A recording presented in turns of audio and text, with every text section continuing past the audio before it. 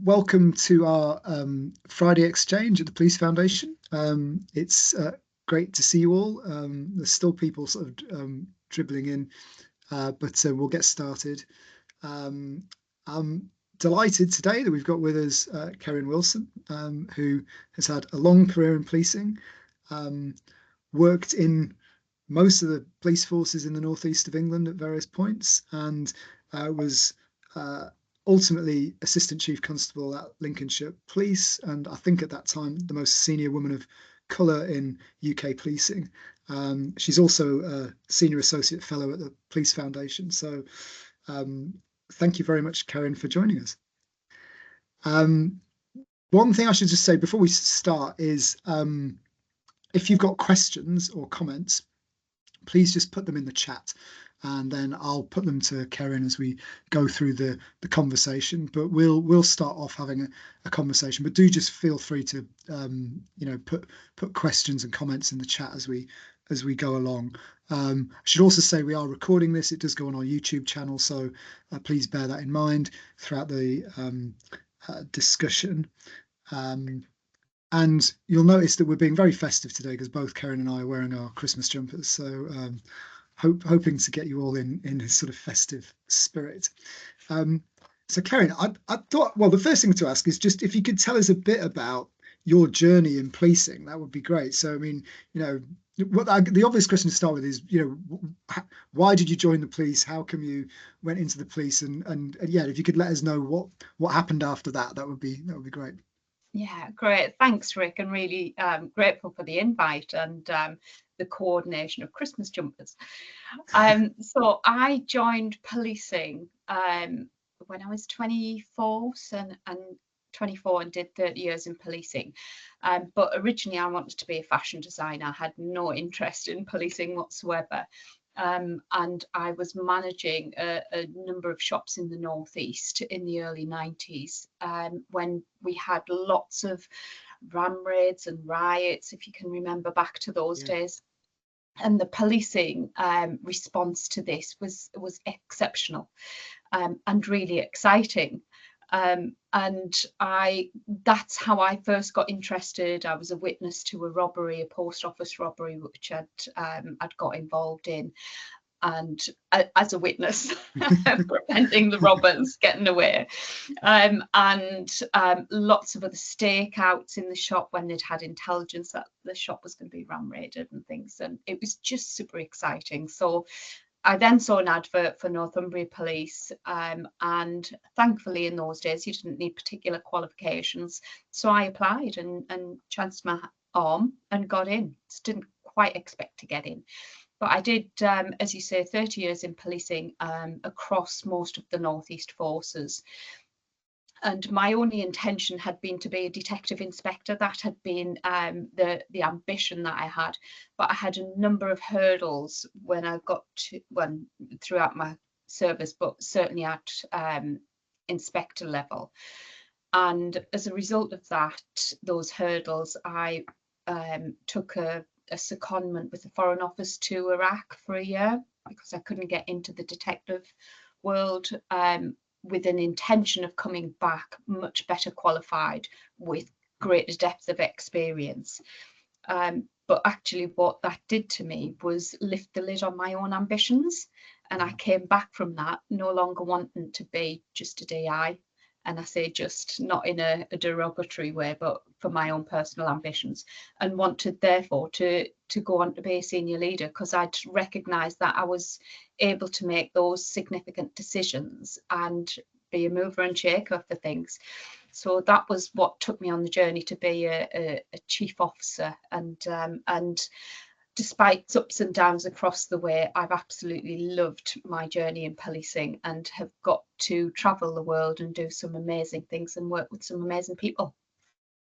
Brilliant. Well, yeah, a really, really interesting journey, and I know we'll touch on bits of that as we go through. So, I mean, on this, let's start with the whole question of sort of equality, diversity and inclusion, because I know that's something that you've been passionate about throughout your career and have been, you do lots of speaking on this, and it's something which which has been a focus on throughout your career. So, could you just tell us a bit about where you think policing is at in terms of this agenda? And we've had, clearly society's changed a lot over the last 30 years that you've been involved in policing. What extent have we seen changes within policing that have reflected those wider changes? Yeah, and I'm grateful that you said it's been a focus of mine throughout my service, because as I speak about equality, diversity, inclusion post policing, I do get quite a bit of backlash from some people saying, "Oh, you never spoke about this whilst you were serving." But I absolutely always have, and sometimes you don't get the platform to be able to talk about the importance of inclusion. And I think the first time it came to me that we needed to do something different, my first experience was as a probationer, where I was being required to give my DNA when DNA first came about, to see if my DNA was different to the majority white population, and therefore could policing try and determine who were the bad people, etc., based on ethnicity from my DNA. And I was like appalled that I would be required to do this or even approach to it. Needless to say, I didn't.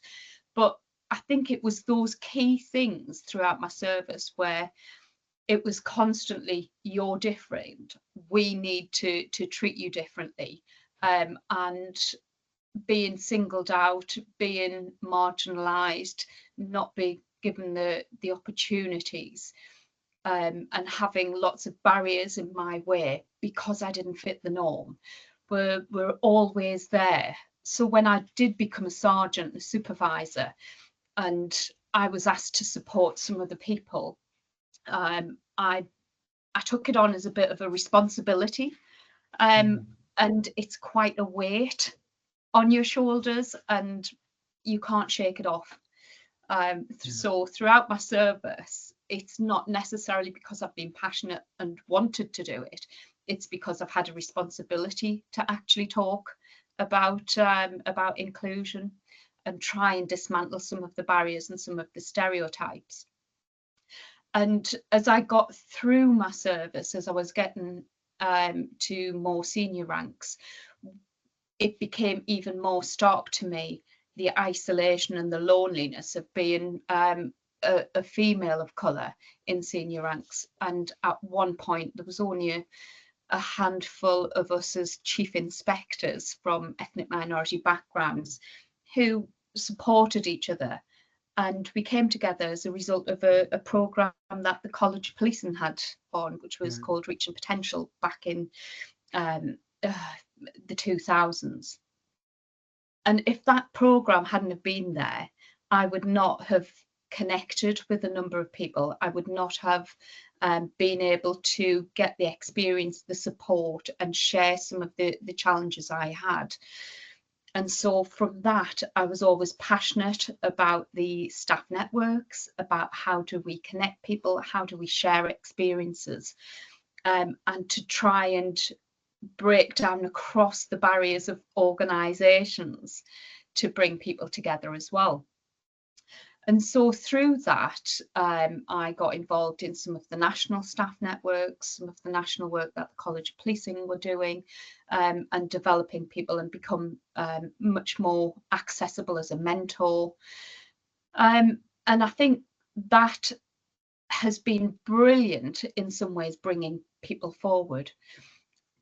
But I think we're at a pivotal point in time at the moment where staff networks are, where diversity inclusion is within society and within policing, because there's a real backlash of polarized views of people being treated differently, and the perception that people are being given a lift and given extra positive action or positive discrimination to the detriment of other people, of the white majority, and certainly within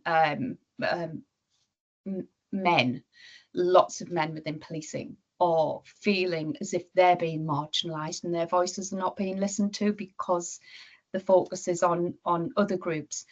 So I think we are at a point where we really have to relook at what do we want from policing and how do we start and make sure that we've got that respect and that dialogue across all groups. And this is something which is reflected in society as well, and we see that with local policing and the race riots that we've had during the summer, and not just within the UK, but that populism is global, where people feel that their place in the world is being really challenged. And so I don't think we're that different to the wider society in policing, but we really do need to do something to try and bring things together and be much more harmonious internally, so that everybody feels that they're heard, everybody feels as if they've got that respect and they've got that voice and that opportunity to move on, and the perceptions are dismantled. Yeah. And what do you think, in terms of the because I was saying before we came on that I was at the Senior Women in Policing conference this week, and here in Oxford, I think it's still happening today. And while there was some discussion about the fact that we've actually done quite well in terms of recruiting female officers over the last sort of 20 years or so, and it's put us, we're now at about a third, and it seems to keep going up every year. But we still don't have very many women of colour in senior positions in policing. I just wondered what you think well, you can answer this whichever way you prefer, but why is that, and what are what can we do about it? What are the things that you would advocate for in terms of improving that? Yeah, I think it is really sad to see that women of colour are just not making it through those barriers. And part of it, I think, is that the focus has been on generically what are our ethnic minority figures like. So forces individuals don't start and break them down and do that cutting across the various different genders and other intersectionality aspects of individuals. And if you don't do that, if you're just looking at headline figures, then you will never address some of the underrepresented areas. And we see that with not just women of colour, but where are they coming from? Asian women, Black women. And if you break that down, then you can start and see where some of those disparities are. The support and the challenge to organisations has been lukewarm in quite a number of areas, and I've raised my voice time after time, and was part of the founding group to set up Women of Colour in Policing and put it on the NPCC's agenda. Because when we were going through the Uplift programme, things were focused on ethnic minorities coming into the organisation and that part of the diversity. But again, it wasn't being broken down, and so you didn't see a lot of women coming through. And you've got to have those role models. You've got to have those role models out there. But equally, those role models don't want to be tarred with the brush of, you've only got there because you've got extra ticks in the box. You've really got to work hard to demonstrate over and above what would be expected about your credibility and your capability of actually holding those roles.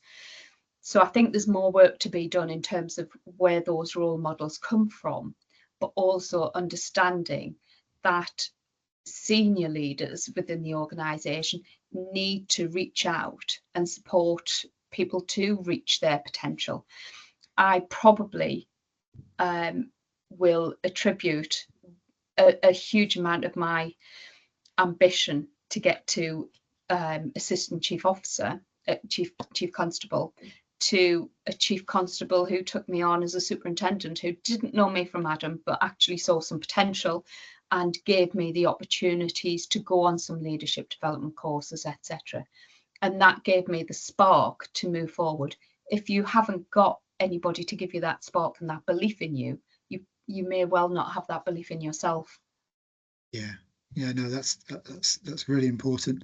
And just, I mean, on this question of senior leadership in policing, there's obviously, we've seen a lot of churn in senior leaders recently. We've seen a number of chief constables having to resign. We've seen chief constable. We've seen forces struggling to fill chief constable posts, and it feels like there's something of a crisis there in terms of senior leadership. And I just wondered, what do you make of that, and what the reasons for that might be? Yeah, it's quite worrying, I think, across forces up and down the country, where you're seeing chief constables being suspended or retiring with a question mark over investigations that are being conducted into their behaviours. I think some of it is around the lack of experience. You see chief constables with very, very little experience in terms of really racing through the ranks and not having very much at chief officer level experience to deliver. So the behaviours and the expectations on them, do they live up to the standards which are there? Are they the right people being brought in? And what are PCCs doing about ensuring that they're getting the right people in the first place? Because quite often you've got some of the individuals who are coming through, lots of people will go, how on earth did they ever get that job? And there's a question mark about their credibility internally, but they're still there, and they're still being promoted into positions. So I think there's something about ensuring that the right people are getting the jobs in the first place, and not just responsibility PCCs, but making sure that they've got their support, whether it's from college or HMI, having much more of a say in how individuals are recruited for certain jobs in certain areas. I think there's something about the quality of the experience that people have about coming into the role, but also that race through to get through is a worry, because we've got such a gap across all forces at the moment. And there is something, if you just look at the demographics of the people who are experiencing difficulties, there is something there about the gender balance in that. Yeah. There's not very many women who are actually being subjected to this type of investigation and focus and scrutiny. So you just wonder, is there something there in terms of male behaviour or the expectations of the men in those roles? Yeah. And do you think, do you think the PCC model has made it more difficult? I mean, in the sense that basically we went from a situation in which there was probably, there was more, there was a bit more national coordination of these things in the past, and then we've moved to a model where basically it's down to an individual politician who they want to appoint. I mean, do you think that's been that's one of the reasons we've got so much churn in the system? Well, it is, because the PCCs themselves could come from all sorts of walks of life, all sorts of different backgrounds, and the expectations on them, where do they get that training from about what nationally does policing need, and what nationally are the priorities. So I think there's something more that should be done there when PCCs come in, about that expectation, as opposed to just actually being, this is a party political appointment. and it might be completely different in terms of the direction that UK policing is headed in. So it is a bit of a dilemma about your recruiting for a person, or you're recruiting for a national direction. There's Claire's just put a question in which is relevant to this, which is, I think there's also an issue where there's no requirement to have served in other forces. So if there's an incumbent chief officer applying, it may be less appealing for external applicants. This is a presumption borne out that the incumbent will get the post. In other words, the local dep will get the chief position.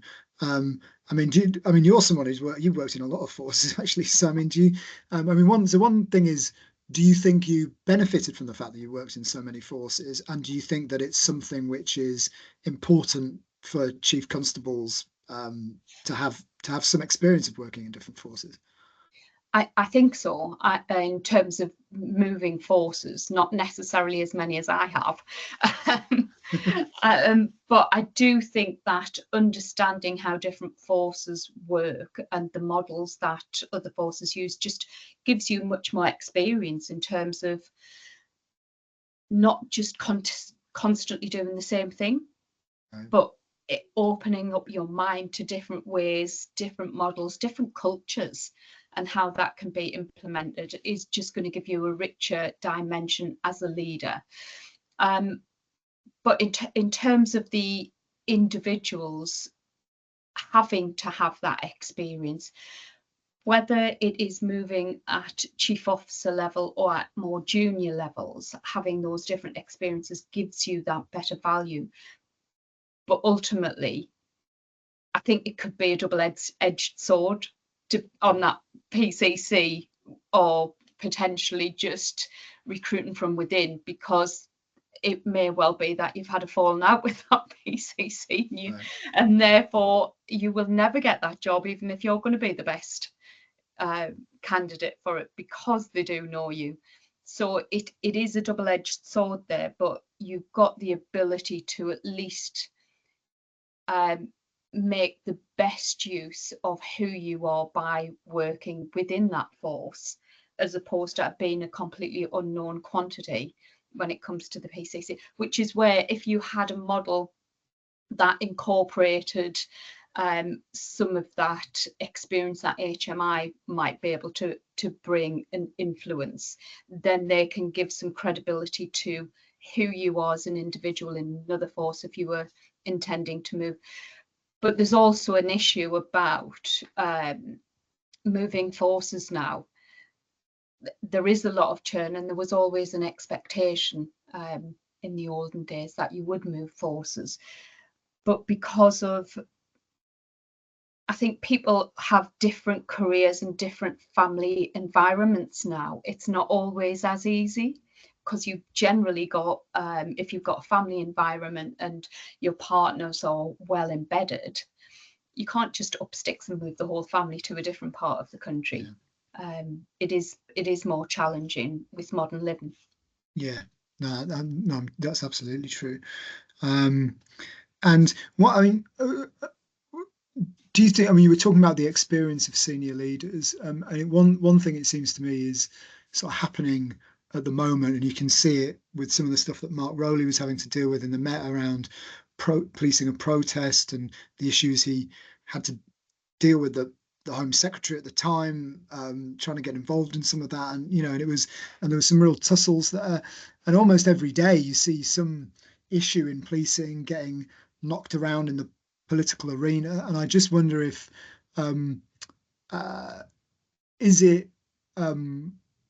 is one of the challenges that people come into senior leadership roles in policing without any experience of managing those kind of political dynamics, because it seems to me it's almost become like a really a more important part of the job now is sort of managing the kind of politics within which policing has to operate.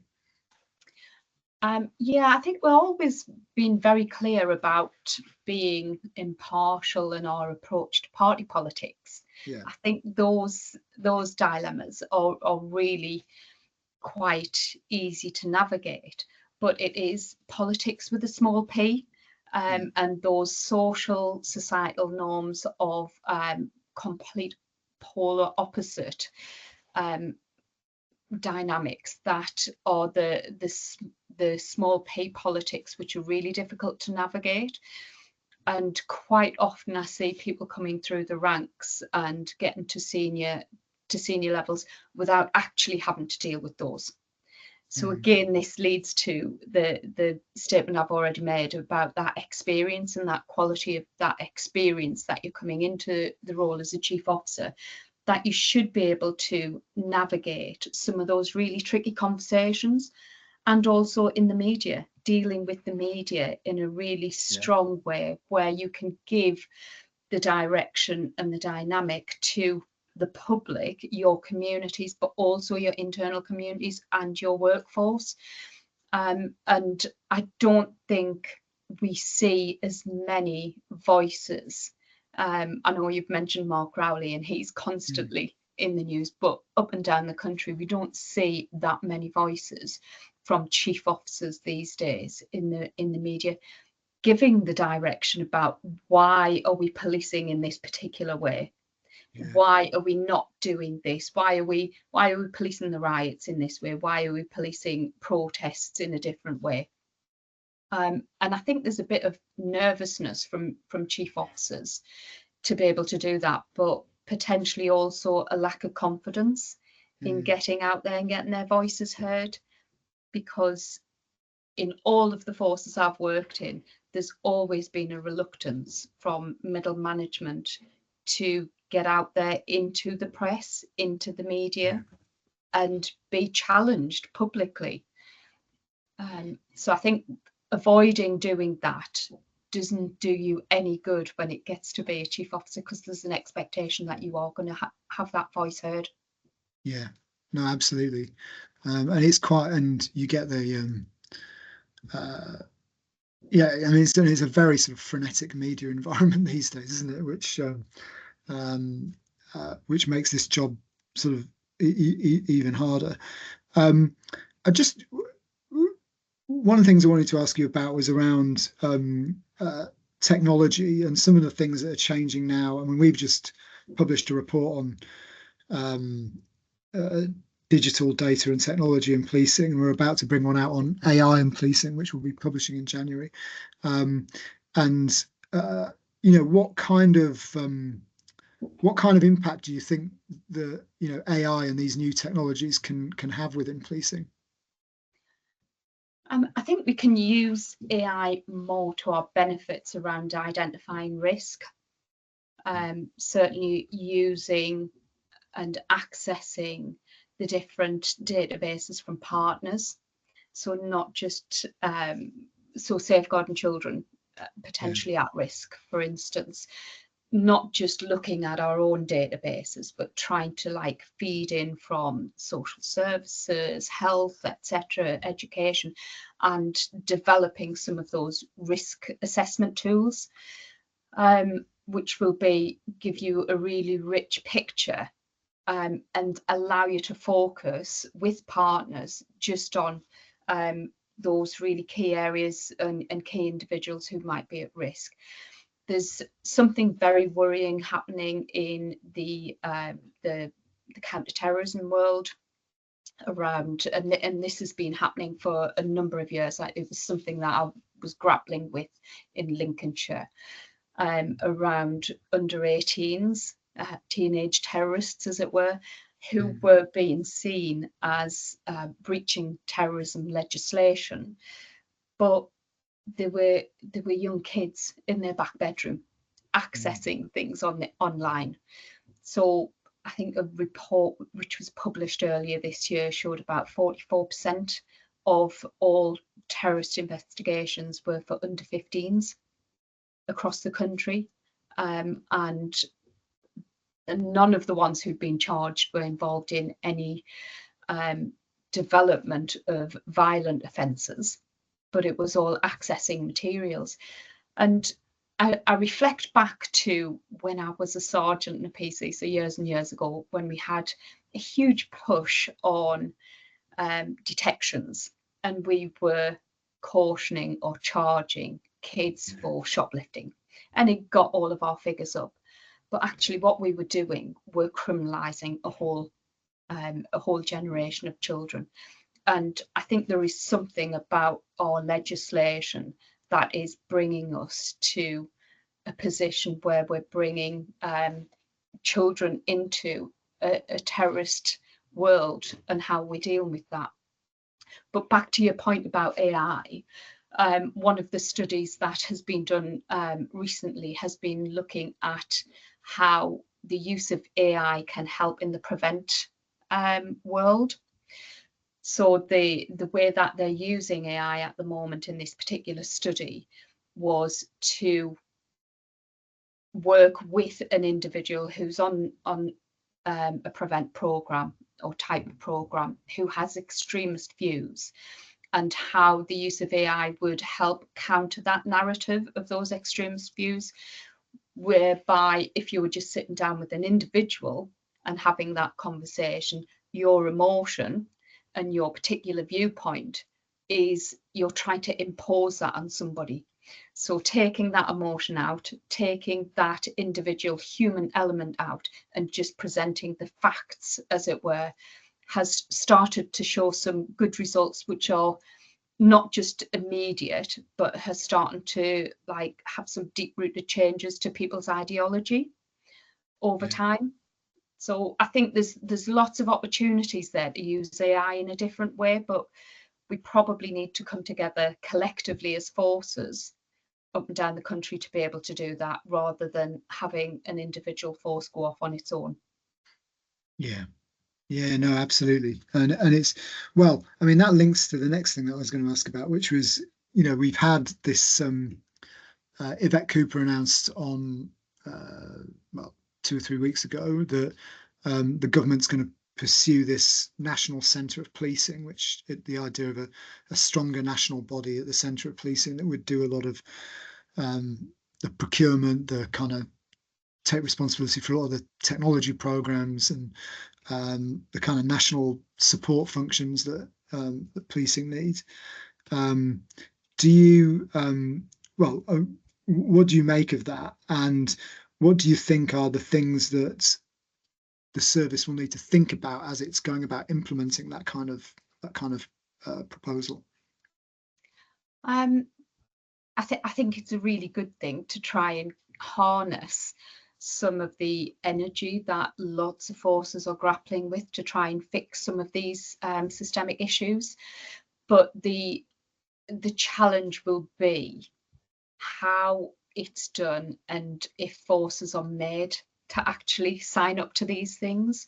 So we've seen collaborations in the past up and down the country come together in a really good way and then fall apart purely based on a chief constable's ego, and split forces, very costly, and hasn't delivered the long-term sustainability that we would want. So I think it's going to have to be legislated for in some of the areas that the Home Secretary wants to pursue within the National Centre for Policing. But also we could have a much better way of replicating the good practice and allowing forces up and down the country to, this is the type of policing you can expect.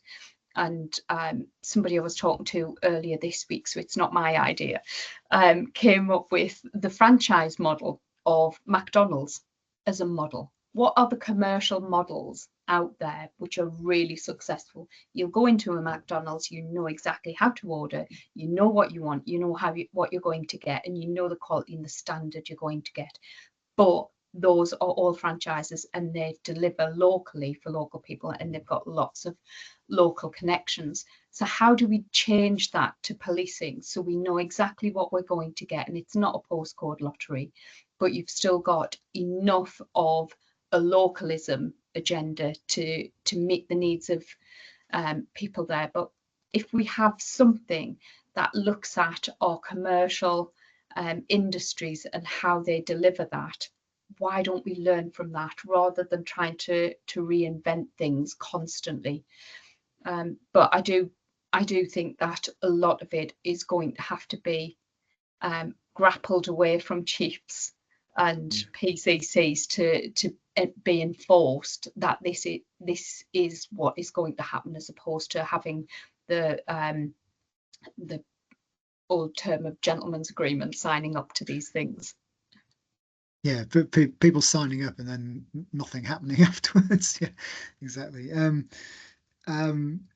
another issue which has come up, and it was in the news this morning, and indeed your former force, Lincolnshire, was one of the forces I think they've written to the government about the funding formula, and we've heard about some of the problems in the Met as well, where they've got issues around, are they going to have to reduce their number of officers because of their the tightness of the funding, and questions about whether the government's going to fully meet the cost of the national insurance increase, for example, all these things which are sort of happening out there. What do you, do you agree that this is a big problem facing policing at the moment in terms of funding, and are there, what is it that the government needs to be doing? I think the government have missed a massive opportunity, to be fair. I think a lot of the reforms that they're talking about doing are tinkering around the edges of policing, and until you get the funding model right, then it's really difficult to see how a lot of these things are going to land. So there's two particular things that I would say need to be addressed, and one is the funding model, because it is massively unfair, and I know Lincolnshire really suffered as a result of the funding model. But the other aspect is that if the government are constantly talking about police officer numbers in the way that they do, with that, and putting caveats on forces to have numbers and to have named officers, it just doesn't recognise modern policing. It doesn't recognise where your infrastructure needs are, your additional back office support needs are. It doesn't recognise the professionalism of police staff in the way that we've now got investigators, we've got professionals in all sorts of different spheres. And if that funding model is not right, then policing will suffer and communities will suffer, because police staff will be cut, because you can't cut police officer numbers, and police officers are going to be put in back office support functions, in control rooms, in admin functions, etc. So we're not going to be able to deliver on the policing agenda that the government have set in a really systemic way, and it's just constantly frustrating, and I can feel the pain of chief constables up and down the country who will be screaming at the government if they're putting all of these challenges in place but not backing up with the money that's needed to be able to deliver.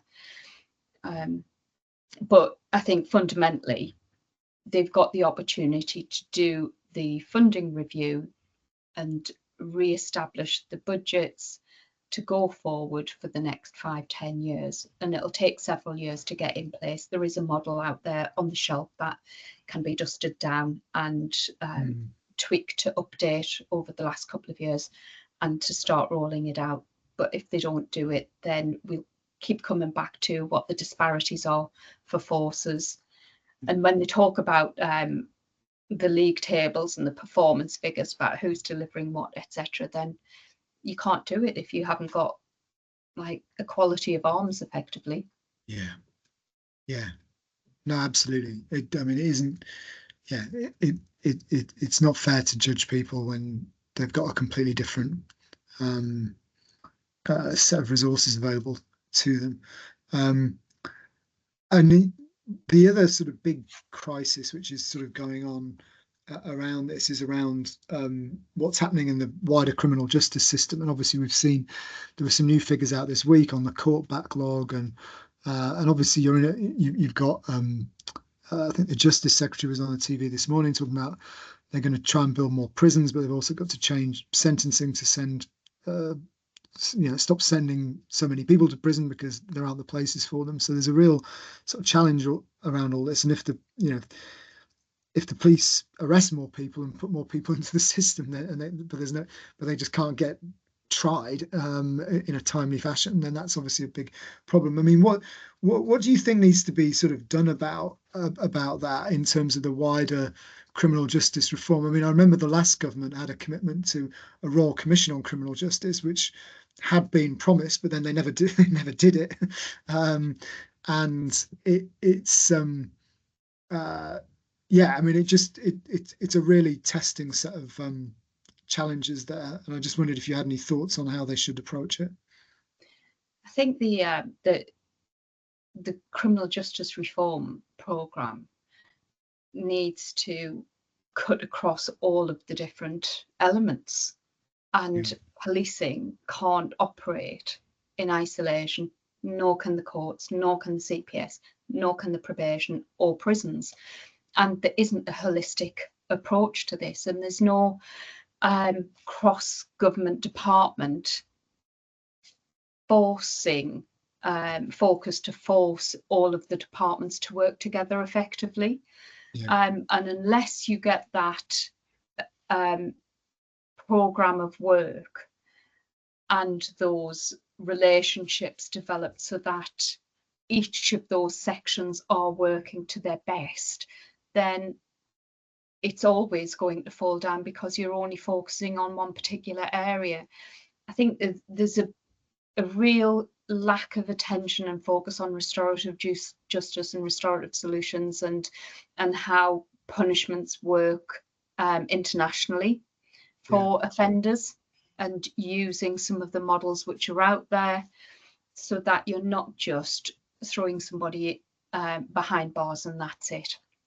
So for me, it's two things. It's about the government's focus on that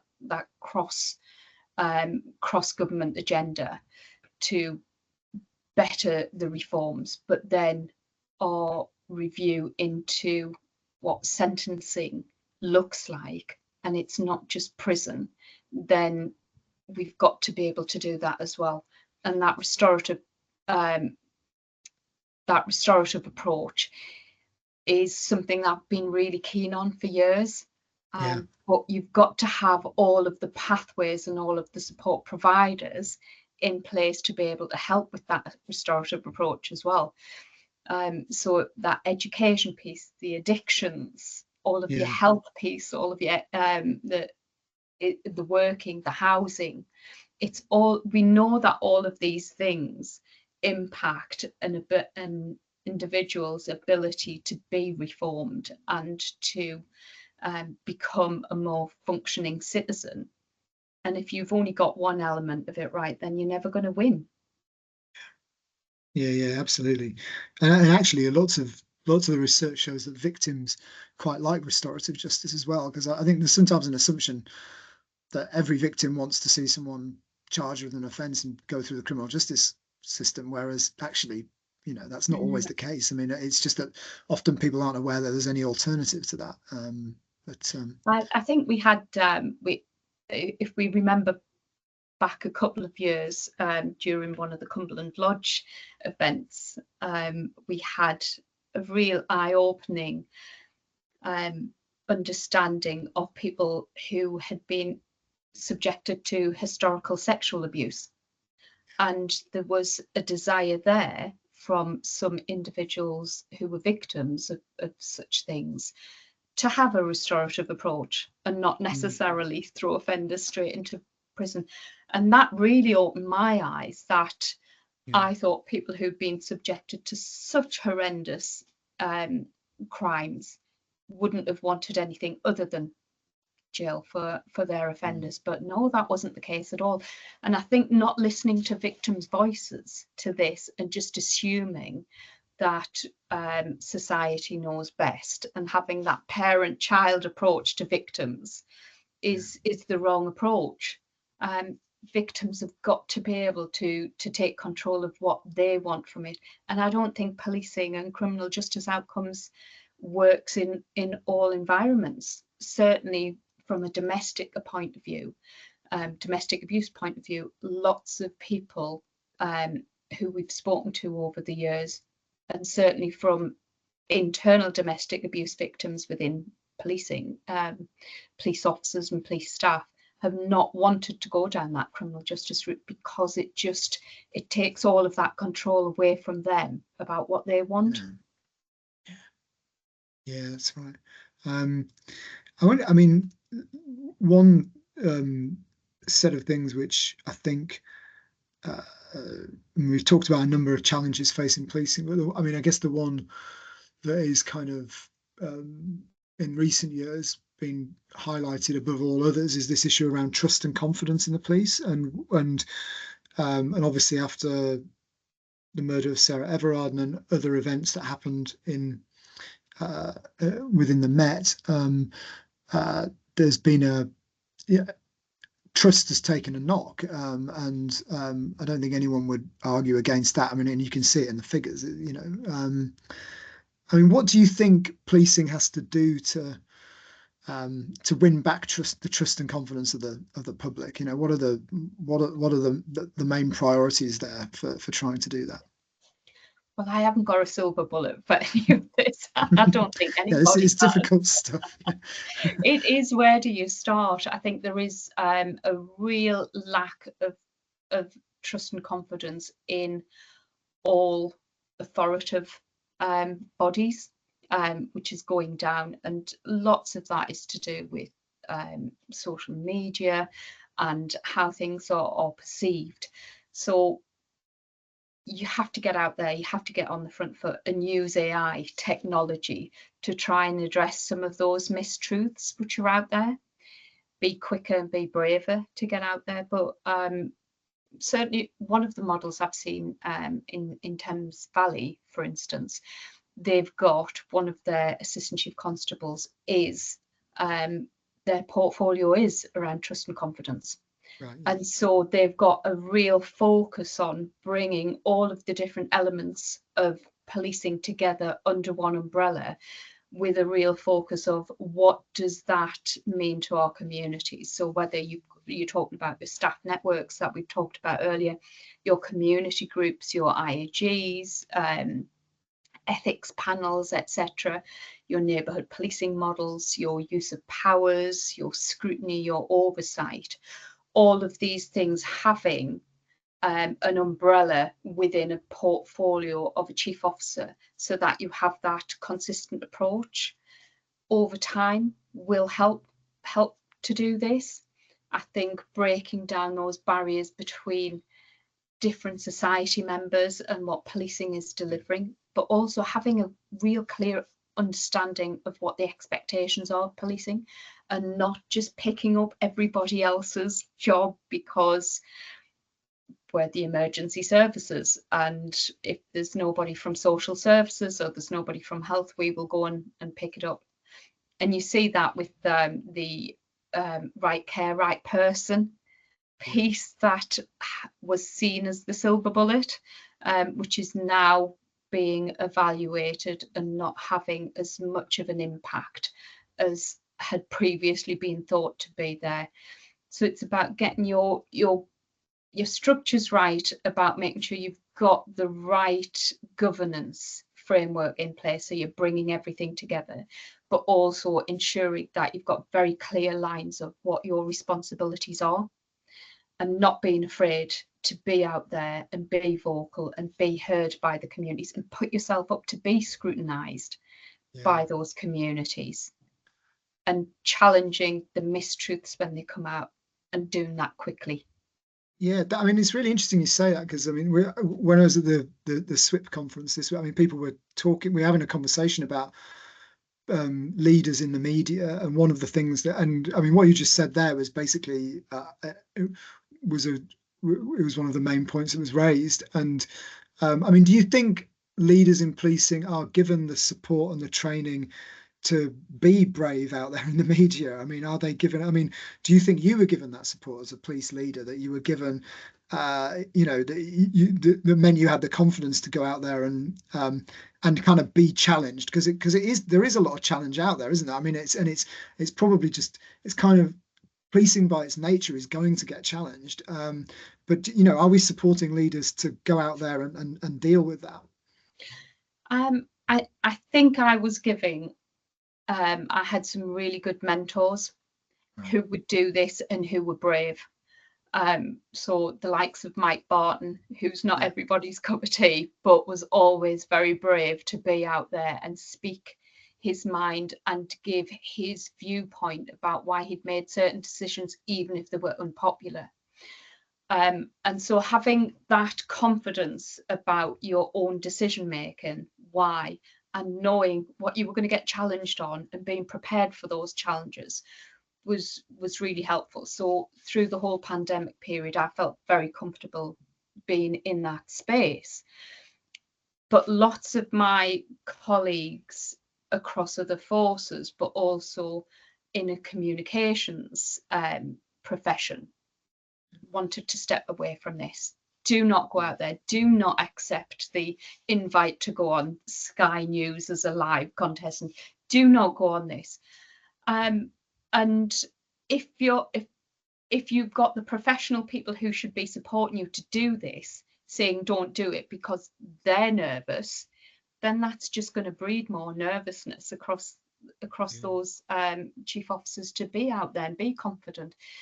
And I think having the confidence of people around you to know that you're doing right, and you might misspeak, you might trip up, but try and do it with humility and explain why you've done that in the future and come back as quickly as you can. You're just human after all. It can't be a bad thing to be out there and just to speak the truth as you know it. And don't be so afraid. Yeah, no, I think that seems to me to be really, really, really good advice. I mean, just to close, I mean, do you? I mean, I assume you must get asked this question but I mean, if you know, if a young woman comes up to you now and says, "I'm thinking about joining the police. Should I join the police?" What's your what do you say to them?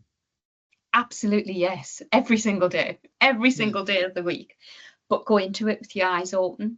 And get the mentorship, get the support that you can, know what you're going to do. Don't take no for an answer. Be brave. If it's your dream, then do it, but do it for the right reasons. And what's in your heart. And if you want to make that difference, it is the most fantastic career. If it's for you and you fit into that world of being challenged, of taking difficult decisions and of wanting to protect people and safeguard people, then there is no better career. But it's horses for courses. You have to fit into to disrupting your whole life and living the position that you're going to join. It's not just a Monday to Friday 9 to 5 easy job to do. Yeah, absolutely.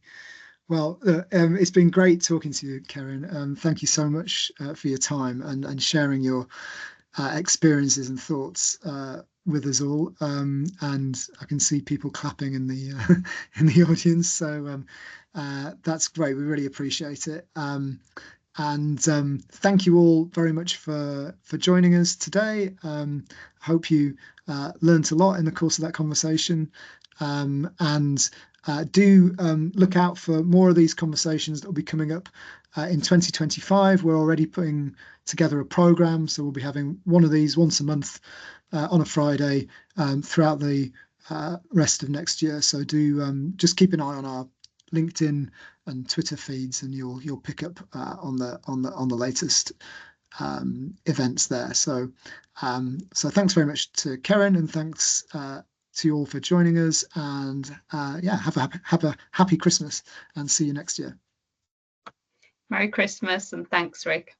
Bye-bye. Bye. Thanks. Bye.